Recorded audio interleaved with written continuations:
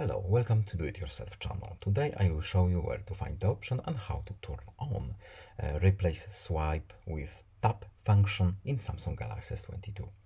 So where to look for this option and how to turn it on? We need to go to settings, then we are looking for our accessibility options, next interaction and dexterity, and then assistant menu. And here we have our option, replace swipe with single tap. So what does it do? We have short explanation here. Respond to alarms, alerts, and incoming calls by tapping instead of swiping the screen. So we can turn this option right here. No need to save this setting. We can safely go back to our home screen, and that's basically it. So I hope this video is helpful to you. Please leave a like and subscribe. Have a nice day and see you in the next video. Goodbye.